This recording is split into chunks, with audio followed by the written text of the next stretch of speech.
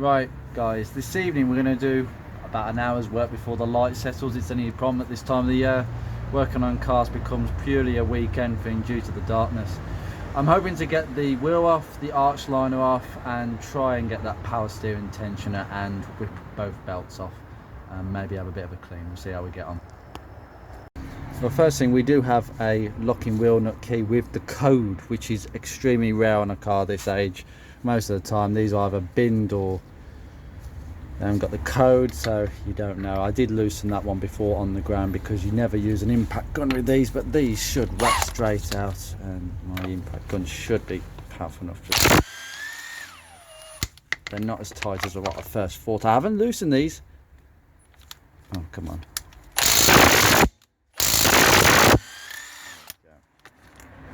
They are quite tight.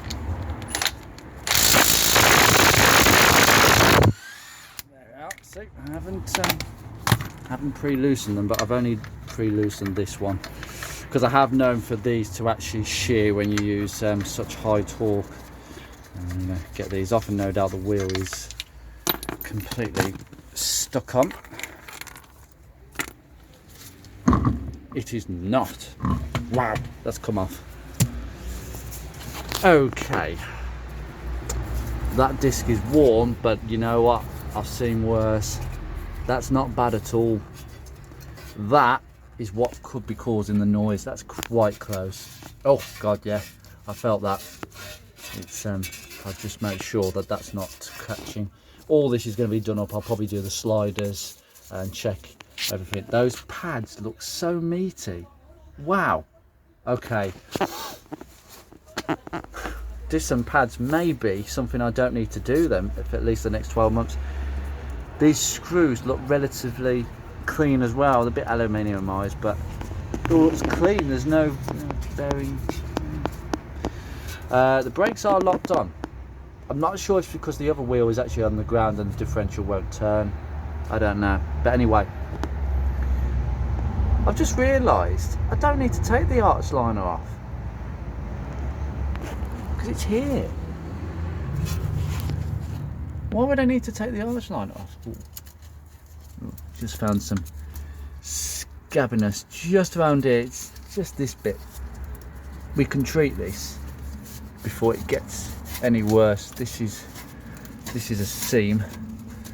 It's still coated in, but this is all going to need a good wire brush. I might actually get the wire brush out while I'm here just to get a good sand. But it feels, actually, you know when you put your hand on things that are quite rusty, like suspension components, and well, it all just flakes off. Well, my experience with Fords is that they basically flake to nothing, and by the time you've finished wire brushing, there's not that much of an arm, there's like that much, and then you have to replace it. But actually, I'm putting my hand on this and it's just dust. It's not flaky, it's more like it's still caked in dirt. I think I'm just going to be brushing dirt and rust. Overall, yeah, it's a bit dirty there, a bit crusty. The wishbone arm looks actually pretty good. That ball joint, again, that looks good. I've always said about low mileage cars and the fact that rubber and your perishables still need to be changed, and that is the case. I mean, brake hoses, these look dry. I mean, I know an MOT tester will say the ferrules are corroded. That's an advisory, as long as they don't leak. But these are definitely going to be done, these sliders, because this, and the back ones as well, because it's a disc brake model, all disc. So anyway, we'll try and get access to the pulley. I'll just take a few minutes to have a look at how I do this before I turn the camera on. Just make a note of how much engine oil has come out of the sump overnight. It's dripping that much every 12 hours.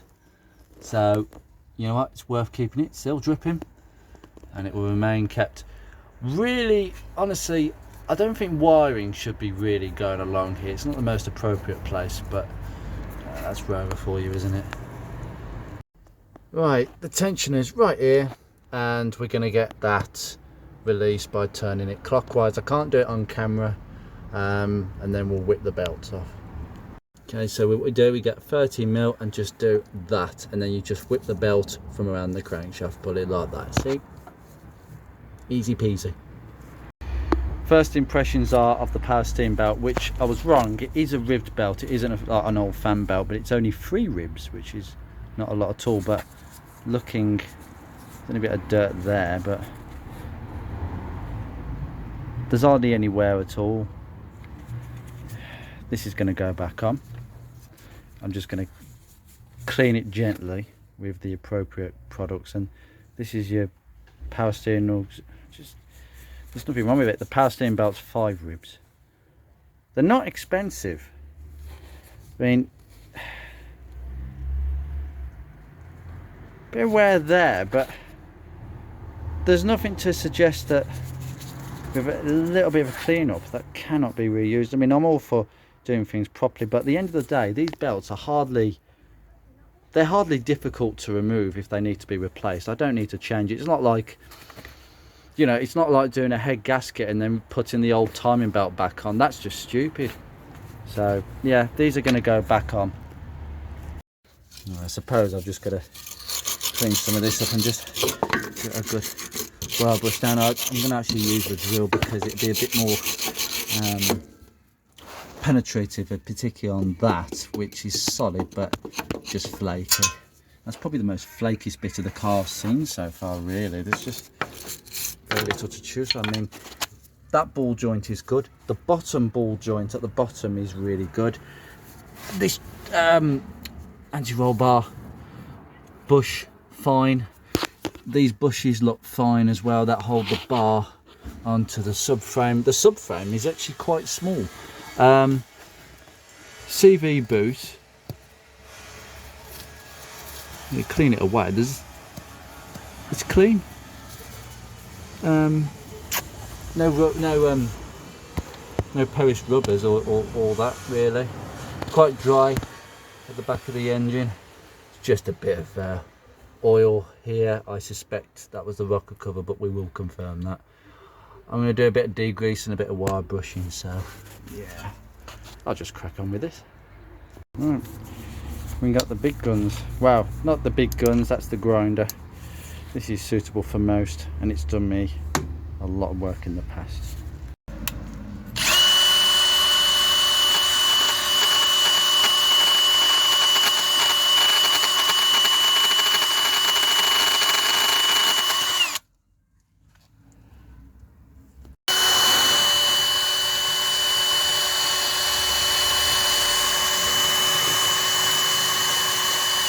You know it's a good service when that starts slipping off the surface like that.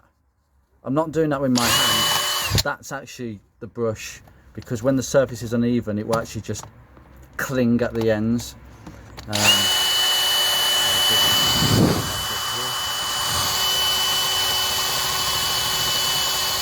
That's just dust coming off. That's remarkably solid. This is going to go well with a bit of treatment. It's all going to get treated.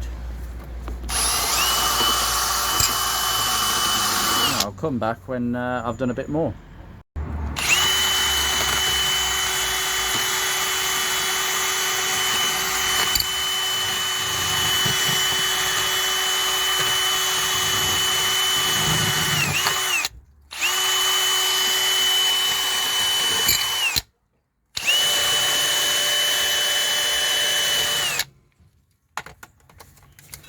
Doesn't look as if there's much going on, because there's not much going on. It's just solid. It looks worse than what it is. I'm really impressed. Every boot I've seen on this side and rubber is okay. I mean, the brake hose is, you know, an inch, but it's not leaking. It's quite a long one actually. It goes sort of round there and then up there and then round there. It's very, very long actually. It's the curviest brake hose I've seen in ages. I don't know if it'd have been better with a shorter run actually. It's just incredible. Right, I don't know if you can see on the camera, but if you look at the boot very carefully here, there's some cracks, and there's some cracks just there. Yeah, the boot is deteriorating a little bit, so we'll keep an eye on that. I think with that, I will just clean it as best as I can and douse it in silicone. Silicone spray is really good for this sort of thing, gets right into the rubber. I could put some protective like Vaseline on there or something, but I don't think it'll do any good. So I'm going to try and clean it up as best I can. Same with all the boots, to be honest with you. When they start going like that, then you know that they've got probably only a few years, but that's okay. It's an outer joint, you can easily slip one over if you've got the right tool. There is an air compressor tool, I believe, for CV boots, which I'll look to get if it makes the job easier. Since I'm in the mood, we might as well get these. Well, it's a liner, but it's like a half liner. It doesn't really cover much. So we'll get these screws out without stripping these Phillips heads. So we'll take all these screws out and then we'll lift it out. You have to take some of these weird screws out, and they are actually screws, but they've got clips on the other side. So put that down there and take them out. Front, we have another screw to take out. This is the 5th time of trying this. There we go, it's come off. It was a bit stuck. Okay, that doesn't look bad. Oh yes, we've got the usual trap down here, but actually it doesn't look too bad. We're going to clear this away. Yeah. Interesting. Actually, just, oh dear. I see the problems that this car could potentially have. And it's clean. If that was a Ford, that would have all rotted out by now. Definitely. That is the drains, and we're going to have a look at that now. And what do you know it? We may have a contender for our first hole. Now this looked really flaky. I thought it was a hole, but I've just gone over with a brush. I'm going to get this panel off now. I wasn't going to take the silk covers off, but we're going to do it. They're just held on by these pop clips underneath. I think there's some in here, we'll find out. But yeah, I'm just going to make sure that it hasn't gone underneath, but there is some mud. So I think we're going to take the opportunity now of getting all this crap out. So you've got all these, I've taken that one out. We've got all these, so you take out the, come on camera, focus in. Take out the Phillips and then just use a pry tool to take the clip out gently. We'll go around and do the whole lot down here. Okay. This has taken some time and patience, and I did have to do a little bit of research on YouTube. Coincidentally, wow, YouTuber doing research on YouTube. Would you believe it? That clip was really stuck on. All the bottom clips are released, and you just try and gently pop it. That one's popped. You can see that's come out. That one has just come off the, it hasn't snapped, it's just actually come off. It was reluctant, but look at that. Just sitting in there.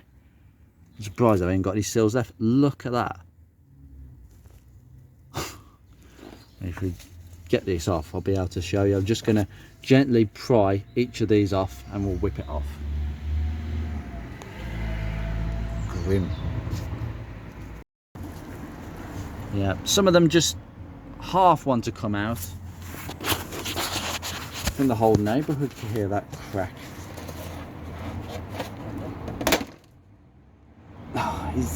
You know, sometimes when you do this and you think, oh damn it, I've broken a load of stuff. No, that's stuck in, but no, it's come out the holder. We'll sort that out. We'll sort that out, and I'll just do the reveal, guys. I can't believe it.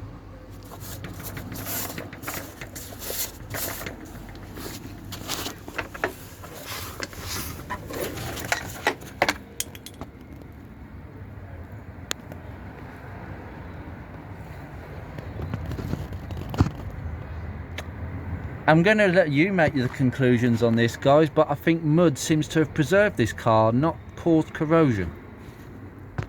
You see these buggers, they slide into the piece and then go in.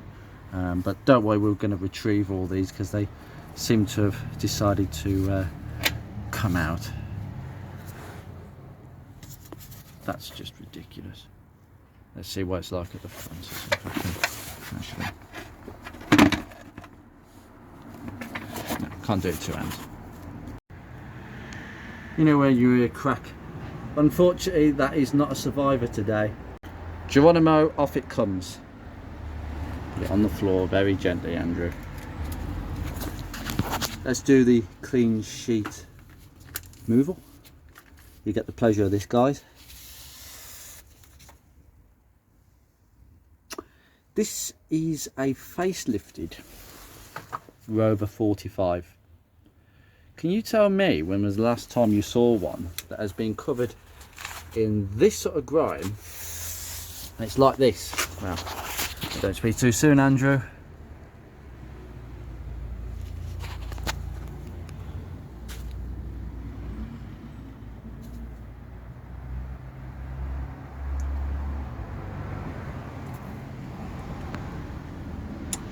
This is the worst bit. We're going to have a look at this now. You are witnesses to this. Oh God, Andrew, put your safety glasses on. Right, start again.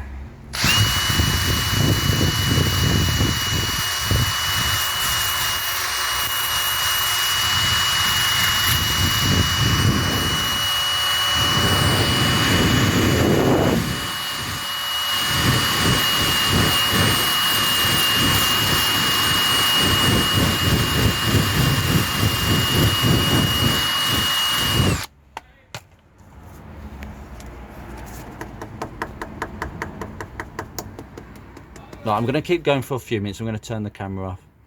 Wow. If you take a look at this repair, I've smoothed it off all around the edges. We've gone all the way back and down in the rear, right? You can see there has been some metal loss. There has been some corrosion taking place. Now, a lot of people will say if it's like this, then it will probably corroding from the inside. It may well be the case in this car because they tend to rust around sort of where my hand is here. And I've seen frequently where you can just put a plate in, which it's simple enough. It's not the worst of welding jobs. I mean, most people probably know a welder could do it for 50 to 75 quid. Fine. But this is solid. I am very satisfied with that. That needs treating. There's no... Can you hear it? There's nothing. So...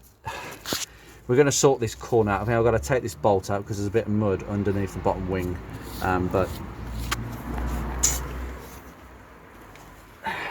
just absolutely nothing, as I've shown you before. I mean, the amount of mess that's come out of this, I'm going to have to clean this up, but there's just nothing to see.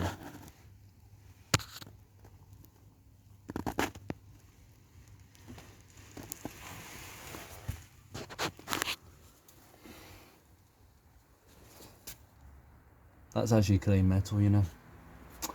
I do hope the other side is just as good as this side. I'm kind of going to repeat myself here, you know. I just thought, I don't know an awful lot about Rover 45s in general compared with the enthusiast groups that are out there. I've not really taken a massive interest in the 25, the 45 and the 75 until the last couple of years, and the MG FTF, that was a nice sports car with engine. But there's so much I don't know, even though I've learned quite a lot, even in the last couple of weeks, to be honest with you. There's an awful lot of support on there in the Facebook groups. And the general consensus is the latter ones were not built very well. The build quality was very poor. You could understand it. I mean, by this stage, we're talking a very late October 2004 car, so in the last 6 months. So did the workers know that the writing was on the wall? Some of them, maybe not all of them, but honestly, they still galvanise their cars quite well by the look of this. Or is this just a rare car?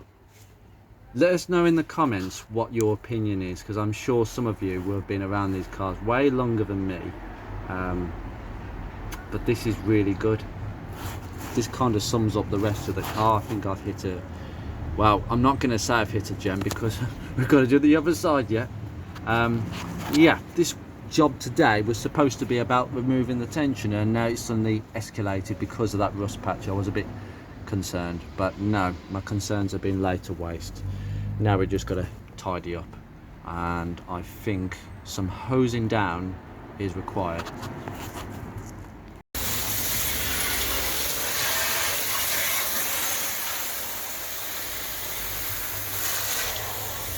There we go, all nicely washed away. Oh.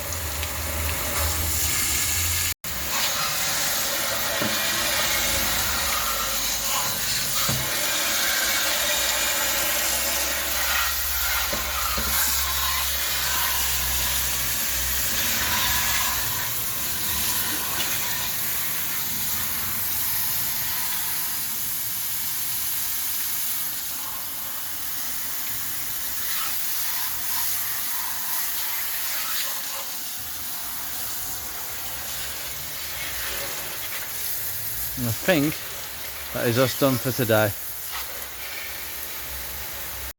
Well, you know, when you go and look at a car that's potentially going to the scrap heap, and that's just a waste, to be honest, you're looking at the car with viewing all sorts of different viewpoints really, but the first one is, how solid is it? And that usually puts a lot of people off, particularly if it's too far gone, because there are always better examples. And to be fair, these are getting rare, but they're not that rare that you wouldn't be able to find another one for ages in much better condition for not much more money, because they're not that valuable at the moment. But this is a bit of a gem. I shouldn't speak too soon because I've got to look at the other side, but once I've seen the other side, then I can come to conclusions that this is a pretty solid car. I mean, obviously there's going to be the odd pinhole here and there, nothing that a blob of fiberglass won't sort out, but even that patch at the front, it's tiny. It's a tiny patch and they always go there. It wouldn't be the end of the world, but it's still solid. And I caught it just in time, so I will whip the other one off potentially in the next couple of days when I get a chance. Anyway, what was a tensioner video, removing the belts, has sort of escalated, but hey, that happens. Anyway, take care guys.